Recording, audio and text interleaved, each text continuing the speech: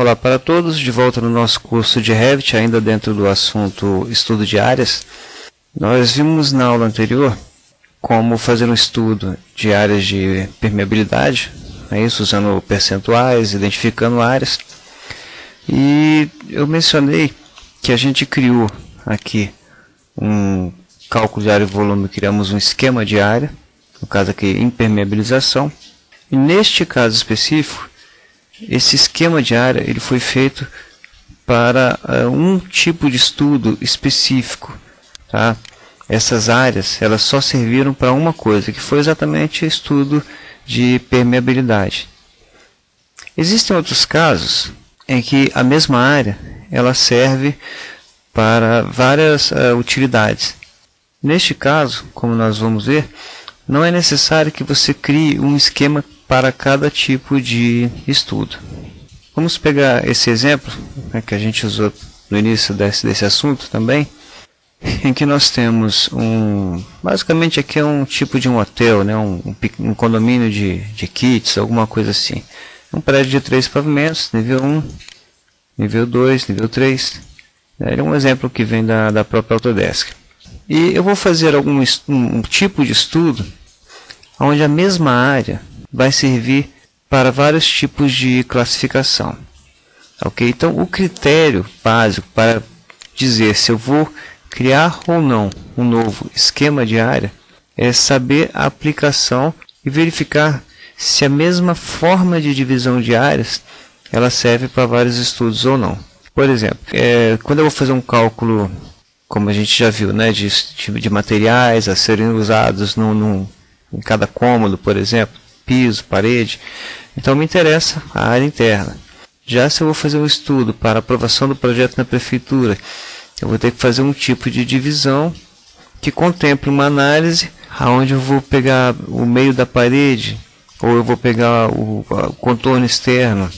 Quando a gente vai fazer um estudo para dizer se uma determinada área ela é comum ou ela é privativa, ou para dizer se ela é computável para efeito de cálculo de PTU, ou mesmo quando a gente vai fazer no estatuto do condomínio, né, vai dividir as unidades, a chamada fração ideal, saber qual é a divisão, qual é a limítrofe.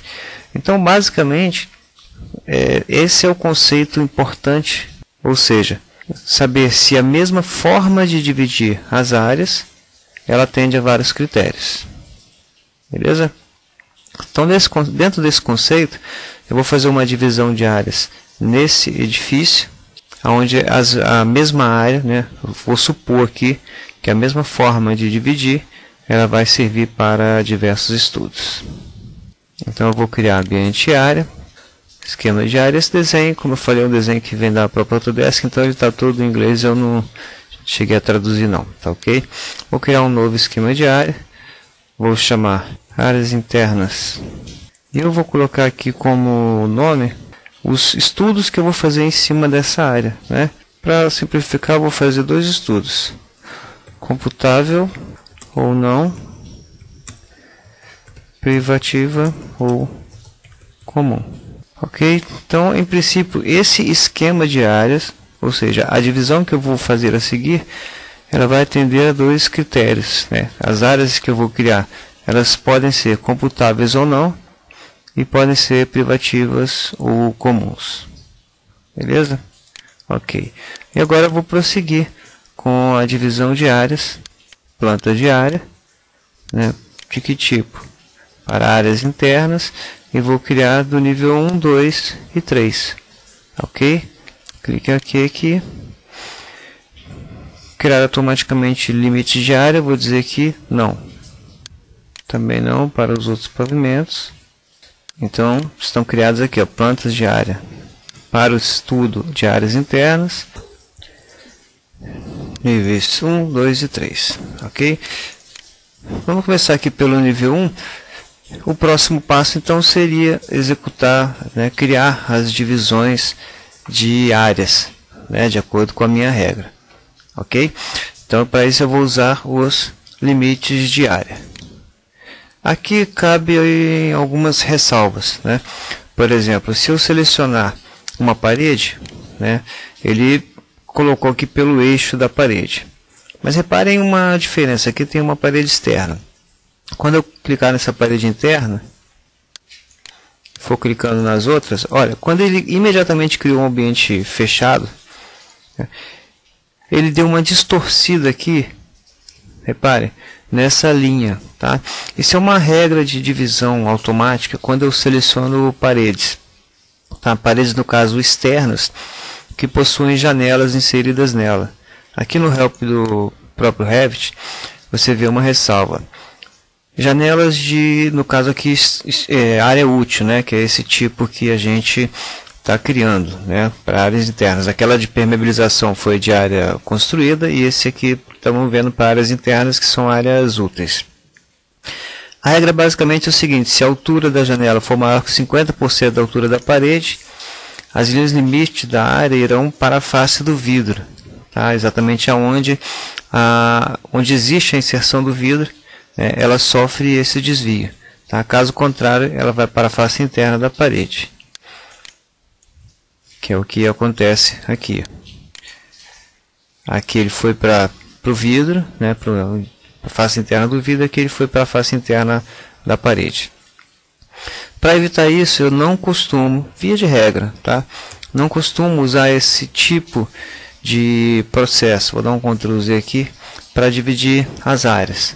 Tá? Esse é um critério muito pessoal, mas eu vou fazer uma divisão rápida aqui, que é a seguinte: eu crio um contorno externo através do retângulo, no caso aqui é um retângulo, né, o edifício. Caso contrário, eu iria por linhas, né, passando por cima da cobertura externa. Isso para as paredes externas, tá ok? E em seguida eu vou criar, selecionando as paredes internas, tá? Automaticamente ele vai fazer essa divisão, tá? Mais uma vez eu ressalto, eu não estou fazendo com detalhes, cada projeto vai ter um critério que eu estou fazendo pelo meio da parede, tá? Estou fazendo uma forma genérica por questões apenas didáticas. É uma forma bem ágil aqui no caso de fazer essa divisão. E o interessante que eu vou mostrar agora é que eu estou colocando aqui simplesmente as linhas, né, baseadas nas paredes, e essas linhas não estão se tocando. Ok? Repare aqui, ó, existe como se fosse uma falha. E apesar dessa falha, quando eu for colocar aqui área, olha lá, ele reconhece esse ambiente sem problema nenhum. Então é uma forma rápida de fazer, mas você vai ter que procurar aí os seus critérios, né? Os critérios de prefeitura, os critérios de estatuto, tá? Dependendo do imóvel que você está tratando. Bem, eu dei uma pausa no vídeo e terminei aqui a colocação de áreas. Já renomeei para cada unidade, né? 101, 102, né? No segundo pavimento 201, 202 e assim por diante. Nomeei e coloquei as áreas em todos os cômodos, né? Todos os ambientes. Então o que eu vou fazer agora? Eu tenho que fazer o mesmo processo em todos os pavimentos, mas como eles são idênticos, ou mesmo que não fossem idênticos, fossem bem similares, eu copio para os outros níveis e depois modifico onde couber, né? Nesse caso eu faço o que? Seleciono todo mundo, peço em filtro, verifico nenhum, eu quero copiar limites de área, identificadores de área e as áreas. Aplicar, ok, faço o que? Copiar para a área de transferência, e depois eu venho aqui em colar, alinhado com vistas selecionadas. Tá, ok? Um processo que a gente já viu. Vou copiar para o nível 2, seguro Ctrl, também para o nível 3, clique em OK e já estão lá colocadas as áreas. Obviamente eu vou ter que entrar agora em cada uma delas, né, e colocar 201, 202 e assim por diante. Beleza? Vou dar mais uma pausa no vídeo, terminar esse trabalho para a gente dar sequência. Ok, foi até o terceiro pavimento, coloquei aqui a numeração dos cômodos. Bem, agora vou voltar lá no nível 1, que é o nosso nível base de trabalho. E agora eu vou construir uma tabela com essas unidades, né, porque na tabela é a forma mais fácil de eu adicionar um parâmetro, da mesma forma como a gente colocou lá no estudo de áreas permeáveis. Então vem em vista, tabela, tabelas e quantidades, eu quero uma tabela de áreas para áreas internas. Se eu tiver dúvidas com relação aos campos, o que eu faço? Clico no primeiro, seguro o Shift, clico no último, né, seleciono todos, adiciono e clico em OK. E aí eu tenho todas as áreas, todos os campos, e aí eu vou retirando aquilo que me interessa. Em tipo de área, ele já colocou aqui áreas comuns, e as minhas opções são aquelas opções do Revit. Nós vamos tirar aqui então comentários, contador, nível é importante, tá? Número, no caso aqui não me interessa. Então o que eu faço? Em campos, eu peço em editar, tá? E aqui já fica mais fácil eu retirar aqueles que não me interessam. Contador não me interessa, número não me interessa. Perímetro e tipo de área, no caso aqui, eu vou deixar, né, para a gente fazer um estudo rápido aqui. A área me interessa. Clique em OK. Está reformatada minha tabela. Repare aqui nesse campo, tipo de área, né, eu tenho aqui áreas comuns, áreas de escritório, né.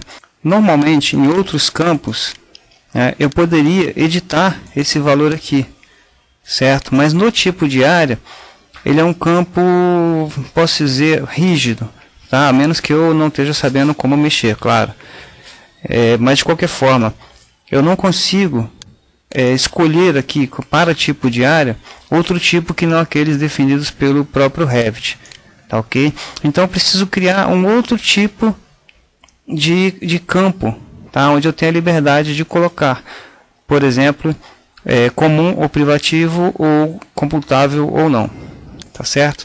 Então o que eu vou fazer aqui? Vou em campos, certo? E vou adicionar um parâmetro, certo? É um parâmetro de projeto.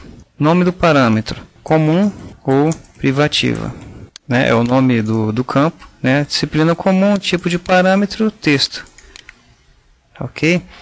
Parâmetro sobre grupo texto, que a gente já viu isso aqui, são esses grupos aqui dentro de propriedades, né? Vamos deixar como texto mesmo. Poderia, se quiser, escolher algum outro tipo de categoria, né, de parâmetro. Vamos deixar em texto mesmo, ok?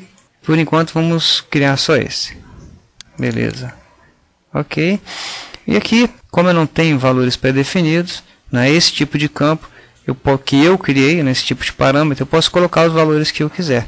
Por exemplo, a unidade 101 é privativa, certo? Quando eu coloquei o primeiro item, passa a ter esse item como opção para os outros. Já a circulação, por exemplo, é comum.